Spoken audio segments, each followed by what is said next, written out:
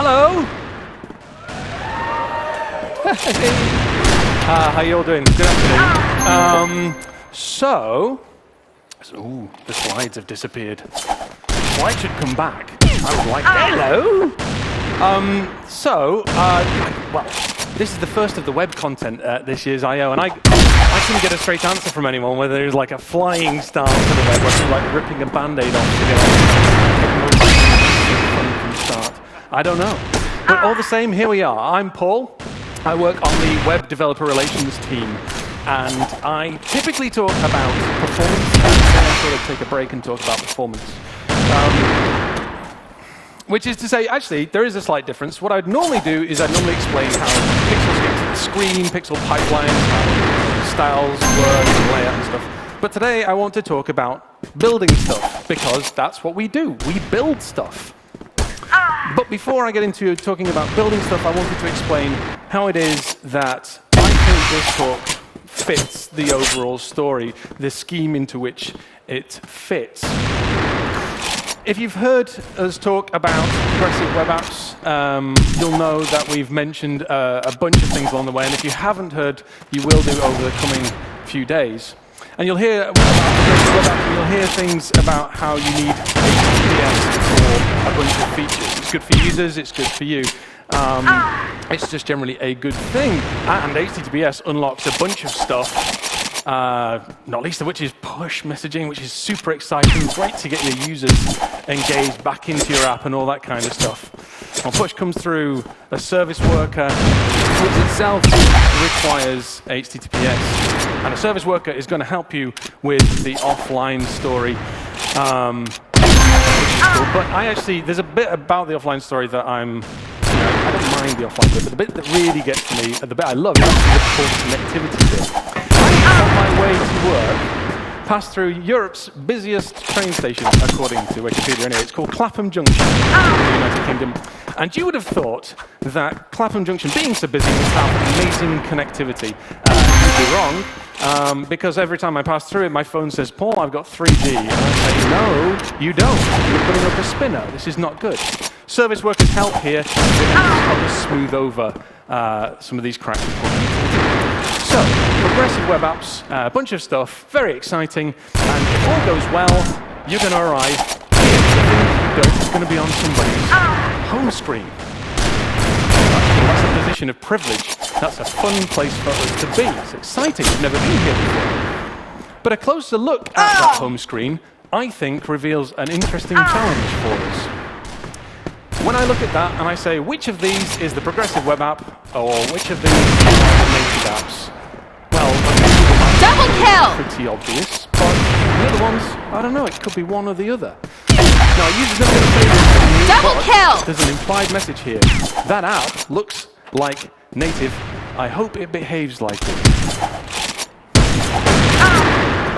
And when I say behaves, I think that falls into two parts. I think it's about the performance, and I think it's about the interaction models, the way this actually feels, the things that it allows you to do, the kind of, is it intuitive? So let's just quickly deal with the performance bit.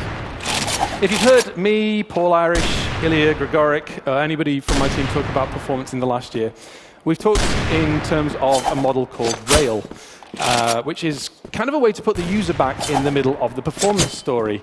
And it boils down to these things.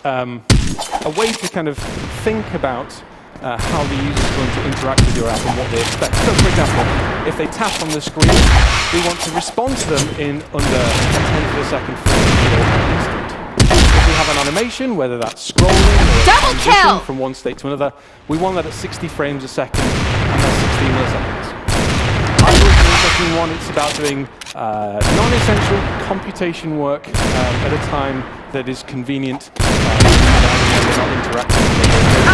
You do it in 50 millisecond chunks so that you can get back to handling interactions if they occur.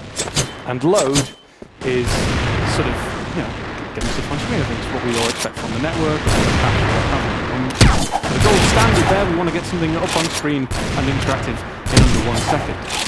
Now, when we mention Rail, often people feel like we're saying everything's important, everything is like top priority, you must do all of these things.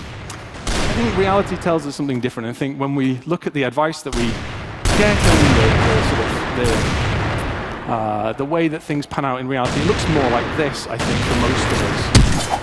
We, if we use the taps on the screen, we want to respond well, and we've heard that scrolling performance, idle, yeah, okay. But load, yes, I've got that. Yes, we got performance and load. Now, what I'm going to say is that if we execute on a home screen, and if we're going to build a progressive web app, I think the priorities start looking more like this. It's a different way of thinking about what's important. The reason I say that is kind of a bit back to front, so let me work backwards from there. Let's assume that your app has been added to somebody's home screen. If it was added to the home screen, Double kill! the user was probably prompted. Chrome probably said, hey, you're using this a lot. Would you like to add it to your home screen? If that happened, it's because you've met certain criteria, one of which will be that you've got a service worker manifest. Well, if you've got a service worker, I think you're probably going to be handling things like the offline case or the poor connectivity case. So I'm going to be passing through Cloud Conjunction and quite happy. So I'm saying if you're here, or wanting to be here, it looks more like this. Because while load remains important, you do have to load quickly. You do have to get the app on screen quickly. If you're hoping to run 10, 20, 30 times and you've got a service worker, you're loading from a cache. If you're loading from a cache, you're not network bound anymore. Correspondingly, think about the apps that you use every day from your home screen. They scroll well and they're responsive and they have the features you want. Well, that's the way you differentiate those apps and the things that you get. So if you're thinking home screen, well, now we've got a whole new competition of things that we actually have to care about. Now, maybe you're sitting there going, I'm more of a site person, less of about the apps. But I still think this is going to be useful to you. I hope it is, because Double kill! and ultimately I think we're heading to a fairly web-appy world.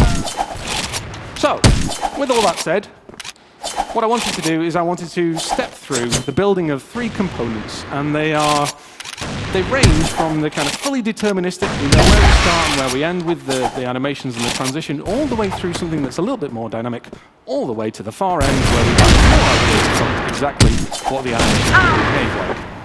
Those 3 components are a side nav, a dismissible card system, and an expanding and collapsing view. So, let's talk about the side nav. Side nav then is this one. We're all used to them, I think. Now, what we're going to do is we're going to talk about a little bit of theory for each of these, just to kind of set up how I would actually consider approaching them from at least a performance. So we've got our page here, and let's chuck on a containing element. And this is going to be the home for our side nav, into which we're going to place 2 other elements. A semi-transparent black background to obscure the page content. And of course, we'll have the side nav contents themselves, which we're going to want to slide into place, and in and out as we go. When it comes to that container, what I'd normally do is I would make it position fixed, and left top 0, width 100%, height 100%. Some people are like,